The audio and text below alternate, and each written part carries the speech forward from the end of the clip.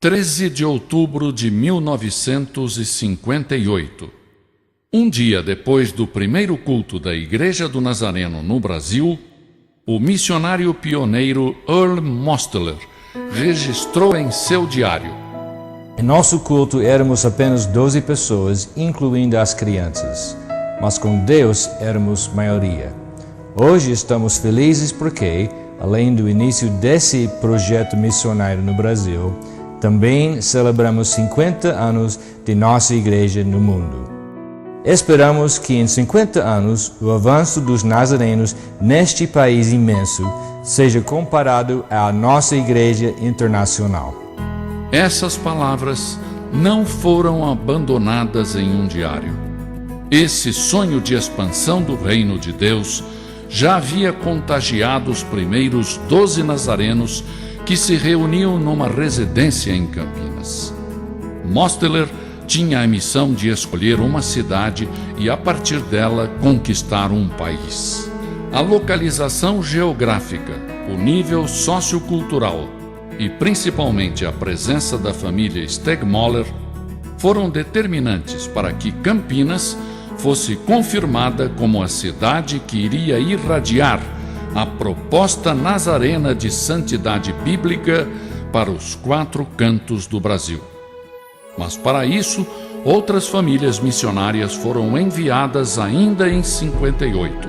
Vieram os Gates, juntaram-se a essas famílias os Dentons, os Kratz e os Collins. Os americanos não foram os únicos. Deus também mandou cabo-verdianos. Os Limas foram os primeiros. O incansável desejo dos missionários de levar as boas novas ao povo brasileiro logo começou a gerar os primeiros frutos. De uma cidade, várias cidades. Os Gates foram para Belo Horizonte, os Dentons para Brasília, e em pouco tempo a mensagem nazarena alcançou Osasco, Santo André, Americana, Baixada Fluminense e muitas outras cidades. Durante a década de 70, o caminho que foi aberto nos anos anteriores foi pavimentado. As igrejas começaram a ganhar estrutura e passaram a ser pastoreadas por novas lideranças, agora brasileiras. Da mesma forma que a igreja avançava, no final da década de 70, o país começava a vislumbrar um novo horizonte político. O povo brasileiro ansiava por liberdade de escolha. Finalmente, a coragem foi às ruas. A reabertura política ganhava forma. E foi nesse contexto que a Igreja do Nazareno começou a década de 80. Nesse período, a denominação experimentou uma expansão inédita. O foco dos nazarenos não se limitou às construções. Houve uma revolução ministerial. Os líderes nazarenos mobilizaram um exército de voluntários. Dentro das igrejas, equipes foram formadas e treinadas para cuidar de crianças, de jovens, de casais, de idosos, enfim, cuidar de famílias. A mesma mensagem de santidade passava a ser ensinada de acordo com diferentes linguagens. Os cuidados não se restringiram aos de dentro. Os olhares de misericórdia se voltaram para os necessitados.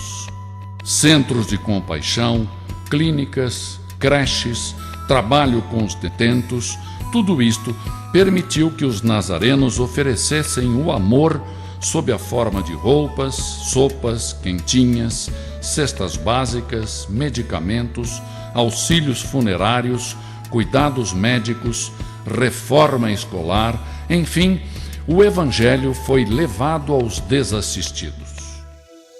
Nos anos 90, o crescimento numérico foi simplesmente explosivo. O campo pedia ministros e muitos disseram sim. Os centros de formação teológica se aproximaram das igrejas locais. Mas a igreja foi além. Escolas para crianças e adolescentes foram implantadas. Os estudantes de pré-escola, ensino fundamental e médio passavam a ser instruídos com o currículo que oferecia, além das disciplinas comuns, uma pedagogia cristã. As habilidades e os dons ministeriais dos nazarenos foram descobertos e estimulados durante essa caminhada. Orquestras, corais, bandas, grupos de teatro, de coreografia foram sendo formados e tudo isso foi usado para promover o Evangelho em grandes concentrações públicas. De vários estados, um país. O crescimento estatístico forçou uma nova organização administrativa. A denominação internacional passou a considerar o Brasil uma sub-região.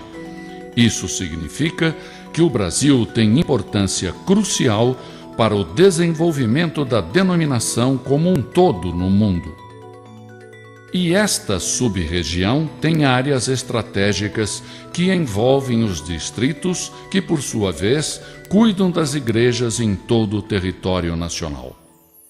Hoje, muitas fronteiras geográficas foram desbravadas, das águas do rio Amazonas até as serras gaúchas, dos vilarejos do sertão nordestino aos grandes centros urbanos. A cada nova estaca, um novo sonho, e o poder do Evangelho sendo vivenciado a cada novo dia. As palavras escritas no diário do Dr. Mosteller quando chegou ao Brasil continuam vivas, presentes no coração de cada nazareno brasileiro. 50 anos se passaram. Éramos 12 então.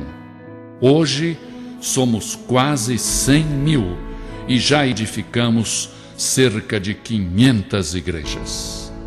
Essa não é a história de um povo que apenas construiu paredes, mas sim de um povo que se alegrava e se alegra ao ver o espaço vazio das igrejas ocupado por pessoas impactadas pelo poder do Evangelho.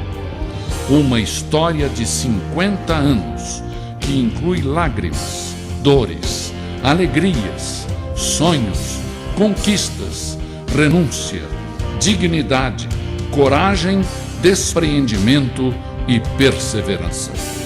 Essa história continua sendo escrita por várias mãos, sob as bênçãos de Deus, e você faz parte dela.